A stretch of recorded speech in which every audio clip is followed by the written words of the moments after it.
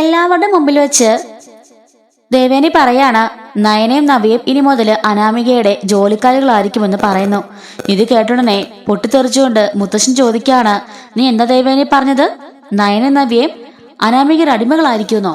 നീ പറഞ്ഞതിന്റെ അർത്ഥം എന്നാ? അച്ഛാ, അച്ഛനെന്നെ അറിയാലോ, ഇവളുമാർ രണ്ടുപേരും ഈ വീട്ടിലേക്ക് ഒന്ന് കേരളമാർ പോലും അല്ല. രണ്ടുപേരും പറഞ്ഞും പറ്റിച്ചുമൊക്കെ ഈ വീട്ടിൽ വന്ന് കേരളമാരാ. ഞങ്ങൾക്ക് ആർക്കും ഇവളുമാർ ഇതുവരെ ഒരു മരുമകളായിട്ട് ഉൾക്കൊള്ളാൻ സാധിച്ചിട്ടില്ല. എന്റെ കാര്യം അങ്ങനെ തന്നെയാ, ജലജയുടെ കാര്യം അങ്ങനെ തന്നെയാ. ഇനി വരാൻ പോകുന്ന അനാമിക എല്ലാവരുടെ അഭിപ്രായ പ്രകാരം ഇഷ്ടപ്പെട്ട് എല്ലാ ചടങ്ങുകളോട് കൂടി കയറി വരാൻ പോകുന്നവളാ. അതുകൊണ്ട് തന്നെ അനാമികക്കായിരിക്കും ഇവിടെ ഫസ്റ്റ് പ്രയോറിറ്റി. ഇവളുമാർ രണ്ടുപേരും അവളുടെ അടിമകളായിട്ട് ഇവിടെ തന്നെ തുടരണം. അവൾക്ക് ആവശ്യമുള്ളതെല്ലാം ഇവര് കൊണ്ടു കൊടുക്കണം. അവള് വലിയ വീട്ടിലെ പെൺകുട്ടിയാ, അതുകൊണ്ട് തന്നെ അവളെ അടുക്കളയിലൊന്നും കയറ്റാൻ പറ്റില്ല. അവൾക്ക് നേരത്തുള്ള ഭക്ഷണവും അവളുടെ വസ്ത്രങ്ങളും എല്ലാ കാര്യം നോക്കേണ്ടത് ഇവരാ എന്ന് പറയുന്നു. നവ്യ ചോദിക്കാണ്, ഞങ്ങളെന്താ അവളുടെ വേലക്കാരികളെന്ന് ചോദിക്കുമ്പം അതെ, നിനക്കൊക്കെ അതിനുള്ള യോഗ്യതയുള്ളൂ. അതുകൊണ്ട് രണ്ടുപേരും മിണ്ടാതെ അവളുടെ പാദസേവ ചെയ്യാൻ ഒരുങ്ങി നിന്നു എന്ന് പറയുന്നുണ്ട്. അപ്പോഴേക്കും ആദർശ് അങ്ങോട്ടേക്ക് വന്നിട്ട് ചോദിക്കാണ്, അമ്മയ്ക്കിത് പറയാൻ കുറച്ചുപോലും നാണമില്ലേ? അമ്മയുടെ മരുമകളാണ് നയന. നവ്യ ഈ ജലജ അപ്പച്ചിയുടെ മരുമകളുവാ. സ്വന്തം മരുമക്കളെ താഴ്ത്തി കെട്ടിയിട്ട് എവിടുന്നോ വരുന്ന വൃത്തിക്ക് വേണ്ടി ഇപ്പോഴേ അടിപിടി കൂടുവാണോ രണ്ടുപേരും ചെയ്യേണ്ടത് എന്ന് ചോദിക്കുന്നുണ്ട് കേട്ടോ ആദർശ്. ദേവേനി ചോദിക്കാണ്, എന്താടാ പെട്ടെന്നൊരു ഭാര്യ സ്നേഹം നിനക്ക് പൊട്ടിമുളച്ചോ? അമ്മേ, പെട്ടെന്നൊന്നും അല്ല, അവൾ എന്റെ ഭാര്യ തന്നെയാ. അവളെ ഈ വീട്ടിലെ ജോലികളൊക്കെ ചെയ്യുന്നത് പോലെ അവൾ വന്നു കയറുമ്പം അവളുടെ ജോലികൾ ചെയ്യേണ്ട കാര്യമൊന്നും നയനക്കില്ല. നയന ഈ ആദർശിന്റെ ഭാര്യ, മൂർത്തീസ് ജ്വല്ലറിയുടെ MD ആയ ആദർശിന്റെ ഭാര്യ, മൂർത്തീസ് ജ്വല്ലറിയുടെ അനന്തമൂർത്തിയുടെ കൊച്ചുമകന്റെ ഭാര്യയാണ് അവള്. അവളങ്ങനെ ആരുടെയും പാദസേവന ചെയ്യേണ്ട കാര്യമൊന്നുമില്ല. ദേവേനി പറയാണ്, അതൊക്കെ നീയാണ് തീരുമാനിക്കേണ്ടത്, ഞങ്ങൾ വലിയവരുണ്ട് ഇവിടെ. അപ്പോഴേക്കും മുത്തശ്ശൻ ചോദിക്കാണ്, ആരാ ദേവയാനി ഈ വലിയവർ നീ ഉദ്ദേശിച്ചത്? നീയോ? സ്വന്തം മരുമകളെ ചവിട്ടി താഴ്ത്തി വരാനിരിക്കുന്ന മരുമകൾക്ക് വേണ്ടി വഴിയൊരുക്കുന്ന നീയാണോ വലിയ മൂത്തവര്? നിന്നെ കണ്ടിട്ട് എനിക്കിപ്പം അറപ്പാ തോന്നുന്നത് എന്ന് പറയുമ്പോഴേക്കും അച്ഛാ എന്ന് വിളിക്കുന്നുണ്ട് ദേവയാനി. അപ്പോഴേക്കും ജയം വന്നിട്ട് പറയാണ്, എന്താടി എന്റെ അച്ഛന്റെ മുമ്പിൽ നീ ശബ്ദമുയർത്തുന്നത്? മതി നിന്റെ കൂടെയുള്ള ജീവിതമൊക്കെ, ഇപ്പൊ നിനക്ക് ഇവിടെ നിന്ന് ഇറങ്ങാം എന്ന് പറയുന്നുണ്ട്. ജയേട്ടൻ എന്തായി കാണിക്കുന്നേ എന്ന് ചോദിക്കുന്നുണ്ട്. പിന്നല്ലാതെ പണ്ടൊരിക്കല് നിന്റെ മേലെ തട്ടിക്കയറെന്ന് പറഞ്ഞ് നിന്റെ മകൻ അവന്റെ ഭാര്യനെ ഈ വീടിന് പുറത്ത് തള്ളിയത് നീ ഓർക്കുന്നില്ലേ? അപ്പോ നീയും സപ്പോർട്ടായിരുന്നല്ലോ. ഇപ്പൊ എന്റെ അച്ഛന് നേരെ ചൂടായി നിന്നെയും എനിക്കിപ്പോ ഇറക്കിവിടാനുള്ള അവകാശമുണ്ട്. എന്താ അതിന് തർക്കമുണ്ടോ എന്ന് ചോദിക്കുന്നുണ്ട്. ദേവയാനി രൂക്ഷഭാവത്തില് ജയനെ നോക്കുന്നുണ്ട്. നീ എന്നെ നോക്കി പേടിപ്പിക്കൊന്നും വേണ്ട, ഞാൻ പറഞ്ഞത് കാര്യം തന്നെയാ. നയനമോളെ അവളുടെ വേലക്കാരിയാക്കും പോലും നാണമില്ലല്ലോ നിനക്കത് പറയാനായിട്ട്. നവിയും നയനയും എങ്ങനെ വന്നതാണെങ്കിലും ഈ വീട്ടിലെ മരുമക്കൾ തന്നെ അവര് എന്നും അവരങ്ങനെ തന്നെ ആയിരിക്കും. അതിന് മുകളിൽ ഒരു തർക്കവും വേണ്ട. അനാമിക മോൾ വന്നു കഴിഞ്ഞാലും അവൾ ഈ വീട്ടിലെ ഏറ്റവും ഇളയ മരുമകളാ. ആ ഒരു സ്നേഹവും വാത്സല്യവും എല്ലാവരും അവൾക്ക് കൊടുക്കുകയും ചെയ്യും. ഞാൻ പറഞ്ഞല്ലോ, നിങ്ങൾക്ക് ഈ വീട്ടിൽ സെർവന്റിന് ആവശ്യമുണ്ടെങ്കിൽ രണ്ടുപേരെയും കൂടി എക്സ്ട്രാ എടുത്തോ, അതിനോട് ആരും ഒന്നും പറയുന്നില്ല. പക്ഷെങ്കിൽ നയനെയും നവ്യനെയും അടുക്കള കയറ്റിയിട്ട് അനാമികനെ കയറ്റാതിരിക്കുന്നത് ഒട്ടും ശരിയല്ല. കയറുകയാണെങ്കിൽ 3 പേരണം കയറണം, അല്ലെങ്കിൽ 3 പേരും അടുക്കള കയറാൻ പാടില്ല. ഇതാ ഇവിടുത്തെ നിയമം. ഇത് ഈ ജയൻ തീരുമാനിച്ച നിയമമോ? അതിന്റെ എതിരഭിപ്രായം പറയാൻ നിനക്ക് വല്ല താല്പര്യമുണ്ടോ എന്ന് ദേവേനോട് ചോദിക്കുമ്പോൾ ദേവേനി ഉത്തരം മുട്ടി നിൽക്കാണ്. എന്നിട്ട് ആദർശ് പറയുന്നുണ്ട്, ഇനി ആരൊക്കെ എന്തൊക്കെ പറഞ്ഞാലും എന്റെ ഭാര്യനെ ആരും അടിമപ്പണി ചെയ്യാൻ കിട്ടില്ല, അത് വേറെ കാര്യം എന്ന് ദേഷ്യപ്പെട്ട് ദേവേനോട് ആദർശ് പറയുന്നുണ്ട്. കണ്ടില്ലേ, അവനിപ്പോ എന്നോട് തന്നെ എതിർത്ത് പറയാൻ മാത്രമായി. ഇത്രയും കാലം എന്ത് പറഞ്ഞാലും ഒന്നും അവൻ പറയില്ലായിരുന്നു. ഇപ്പോൾ അവള് കൈവശം കൊടുത്തിരിക്കുക. അവന് എന്ത് പറ്റിയോ എന്റെ മോന്? എല്ലാം കൈവശം കൊടുത്ത് അവളുടെ വശത്താക്കിയിരിക്കുക.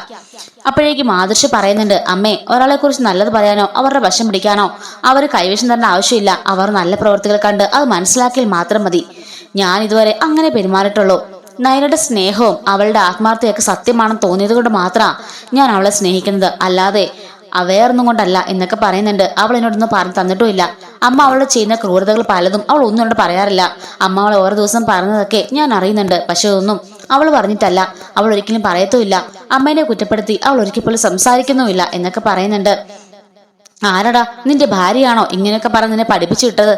അപ്പോഴേക്കും ആദർശ് പറയുന്നുണ്ട്, ഞാൻ പറഞ്ഞല്ലോ, അവള് പഠിപ്പിച്ചു വിട്ട പാഠം ചൊല്ലാന് ഞാൻ സ്കൂൾ കുട്ടിയൊന്നും അല്ല. എനിക്കും കുറച്ചൊക്കെ വിവേകവും ബുദ്ധിയൊക്കെ ഉണ്ട്. എനിക്കറിയാം എന്താ ചെയ്യേണ്ടതെന്ന്.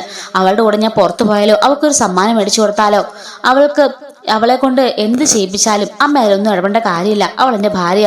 അവളെ കൊണ്ട് എവിടെ പോകണം തീരുമാനിക്കേണ്ടത് ഞാനാ, എപ്പോൾ പോകണം തീരുമാനിക്കുന്നത് ഞാനാ, അവൾക്ക് എന്ത് വാങ്ങണം തീരുമാനിക്കേണ്ടത് ഞാനാ. കാരണം അവളുടെ കഴുത്തിൽ താലി കെട്ടിയ ഭർത്താവ് അത് ഞാനാ എന്ന് പറയുന്നുണ്ട്. അക്ഷരാർത്ഥത്തിൽ ദേവേനി അങ്ങ് ഞെട്ടി നിൽക്കാണ്. തിരിച്ചെന്ത് മറുപടി പറഞ്ഞെന്ന് പോലെ അറിയാതെ അവളിങ്ങനെ ദേഷ്യപ്പെട്ടിങ്ങനെ നിൽക്കുന്നുണ്ട്. ഈ സമയത്ത് ജയം പറയാണ്, ഇപ്പോഴാണ് നീ ഒരു ആൺകുട്ടി ആയത്, ഇങ്ങനെ പറയാൻ പഠിക്കണം, എങ്കിൽ മാത്രമേ ഈ വീട്ടിൽ പിടിച്ചു നിൽക്കാൻ സാധിക്കുള്ളൂ എന്നൊക്കെ പറയുന്നുണ്ട്. മുത്തശ്ശൻ പറയാണ്, ദേവയാനി ഞാൻ ഒരു കാര്യം പറഞ്ഞേക്കാം, നിനക്കറിയാലോ നയനമോളോട് എനിക്ക് എന്തുമാത്രം സ്നേഹമുണ്ടെന്ന്. എൻ്റെ കൊച്ചുമരുമക്കളിൽ എനിക്ക് ഒരുപാട് വാത്സ്യമുള്ള മരുമകളാ എൻ്റെ നയനമോള്.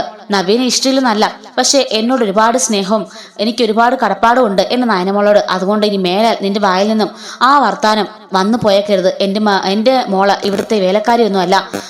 അവൾക്ക് ഇവിടെ ചെയ്യാൻ പറ്റുന്ന ജോലികൾ മാത്രമേ ഇനി കൊടുക്കാവുള്ളൂ. അവൾക്ക് ജോലി തന്നെ കൊടുക്കണമെന്ന് എനിക്ക് താല്പര്യമില്ല. പക്ഷെ മോക്ക് കോലം വരയ്ക്കലും മുറ്റം അടിക്കലും ഭക്ഷണം പാകം ചെയ്യലൊക്കെ ഒരുപാട് ഇഷ്ടമാണെന്ന് പറഞ്ഞിട്ട് മാത്രം അതൊക്കെ ചെയ്യാൻ ഞാൻ അലോ ചെയ്യുന്നത്, അല്ലെങ്കിൽ ഞാൻ അതും അലോ ചെയ്യില്ലായിരുന്നു എന്നൊക്കെ പറഞ്ഞ് മുത്തശ്ശനും ദേഷ്യപ്പെടുന്നുണ്ട്. അങ്ങനെ എല്ലാവരും കൂടി വട്ടം കൂടി ഇന്ന് ദേവയാനിനെ വിമർശിക്കുന്നുണ്ട് കേട്ടോ. അപ്പോഴേക്കും ജലജ മനസ്സിലാലേക്കാണ്, കിട്ടട്ടെ നന്നായിട്ട് കിട്ടട്ടെ, എല്ലാവരും അടക്കി ഭരിച്ചുകൊണ്ടിരുന്നാലേ എല്ലാവരും വായിലിന് കേൾക്കട്ടെ. അവള് എൻ്റെ മോനെയും ഇവിടെ ചവിട്ടി താഴ്ത്തി വെച്ചിരിക്കുന്ന അവൾ ഒറ്റ എടുത്തിയാ. അവള് കാരണം എൻ്റെ ജീവിതം ഇങ്ങനെ നശിച്ചു പോയത്. അവൾ അനുഭവിക്കണം. അവളുടെ മകൻ്റെ കയ്യിൽ നിന്ന് തന്നെ അവൾ ഒരുപാട് അനുഭവിക്കണം. അവള് എപ്പോഴും എൻ്റെ മകനെക്കുറിച്ച് കുറ്റം പറയല്ലോ, എൻ്റെ മകൻ അങ്ങനെയാണ് ഇങ്ങനെയാണെന്നൊക്കെ ഇനി അനുഭവിക്കാൻ പോകുന്നത് അവളായിരിക്കണം എന്നൊക്കെ ഇങ്ങനെ ജലജ മനസ്സിലൂടെ പറഞ്ഞുകൊണ്ട് നിൽക്കുന്നുണ്ട്. ഈ ഒരു സംഭവമൊക്കെ കണ്ട് ചിരിച്ചുകൊണ്ട് ജലജ നിൽക്കണം. അങ്ങനെ ദേവേൻ എല്ലാവരും പോയി കഴിയുമ്പോഴേക്കും ദേവേൻ്റെ അടുത്തേക്ക് ജലജ എന്നിട്ട് പറയാണ്, എൻ്റെ ഇടത്തി കഷ്ടമായിപ്പോയി, കണ്ടില്ല അവള് എല്ലാവരും മനസ്സ് മാറ്റിയിരിക്കുക. ആദ്യമൊക്കെ മുത്തശ്ശൻ്റെ മനസ്സായിരുന്നു, പിന്നെ ദേ ജയേട്ടൻ്റെ, ഇപ്പം ദേ ആദർശിൻ്റെ, അങ്ങനെ എല്ലാവരും അവളുടെ കൂടെ ഏട്ടത്തി. ഇപ്പം നമ്മളുടെ കൂടെ ആരുമില്ല ഏട്ടത്തി, നമ്മളിപ്പോൾ ഒറ്റകളാ. കണ്ടില്ലേ ആ ജാനകിയും അനിയും, ഇതായിപ്പോൾ മുത്തശ്ശിയും ആദർശും ജയേട്ടനും എല്ലാവരും അവളുടെ പക്ഷമല്ലേ. ഈ വീട്ടിൽ നിൽക്കുന്ന നമ്മൾ രണ്ടുപേരും അല്ലാതെ ബാക്കി എല്ലാവരും അവളുടെ പക്ഷമാണ് എന്നൊക്കെ പറഞ്ഞുകൊണ്ട് ജലജ അവളെ ഒന്നുകൂടി എരിപിരി കയറ്റുന്നുണ്ട്. ഇങ്ങനെയാണെങ്കിൽ എത്രയും പെട്ടെന്ന് ചേച്ചിയുടെ സ്ഥാനം ഇവിടുന്ന് തെറിച്ചു പോകും, ചേച്ചി ഔട്ടാവും, ഞാനും ഔട്ടാവും, അതെല്ലാം വിധിയല്ലേ എന്നൊക്കെ പറഞ്ഞ് കളിയാക്കിയിട്ട് ജലജ പോകുന്നുണ്ട്. ദേഷ്യം കൊണ്ട് ആകെപ്പാടെ ചുവന്ന് തൊട്ട് നിൽക്കാണ് കേട്ടോ ദേവയാനി. അങ്ങനെ നയന കരഞ്ഞുകൊണ്ട് മുറിയിലേക്ക് പോകുന്നുണ്ട്. ആദർശ് ചോദിക്കാണ്, നീ എന്തിനാ നയന കരുന്നത്? പറയാനുള്ളതല്ല ഞാൻ അപ്പം തന്നെ പറഞ്ഞതല്ലേ. അല്ല ആദർശിട്ടൊന്ന് ആലോചിച്ച് നോക്കിയേ, ഇത്രയും കാലമായി 1 വർഷം തികയുന്നു, ഇതുവരെ അമ്മ എന്നെ മരുമകളായിട്ട് അംഗീകരിച്ചിട്ട് കൂടെയില്ല. ഞാൻ ഇപ്പോഴും വേലക്കാരി എന്ന് പറയുന്നത് അത് സാരമില്ല. പക്ഷെ ഇനി വീട്ടിലേക്ക് വരാൻ പോകുന്ന അനാമികയുടെ മുമ്പിൽ കൂടി എന്നെ അങ്ങനെയാക്കിയാൽ അവളുടെ മുമ്പിലും എനിക്ക് യാതൊരു വിലയില്ലാതാവും ആദർശിട്ടെന്ന് പറയുമ്പോൾ അതൊന്നും ഒരിക്കലും സംഭവിക്കാൻ പോകുന്നില്ല. മുത്തശ്ശനും ഞാനും അച്ഛനും ഒക്കെ നിന്റെ കൂടെ ഫുൾ സപ്പോർട്ടായിട്ടുണ്ട് എന്നൊക്കെ ആദർശ് നയനോട് പറയുന്നുണ്ട്. ഡെയിലി സ്റ്റോറിയുടെ റിവ്യൂയും അതുപോലെ വരാനിരിക്കുന്ന സ്റ്റോറിയുടെ റിവ്യൂസ് ഒക്കെ നമ്മുടെ ചാനലിൽ എല്ലാ ദിവസവും അപ്ലോഡ് ചെയ്യുന്നുണ്ട് കേട്ടോ. മിസ്സാവാതിരിക്കാനായിട്ട് ചാനൽ ഒന്ന് സബ്സ്ക്രൈബ് ചെയ്ത് സപ്പോർട്ട് ചെയ്യണേ. Thanks for watching.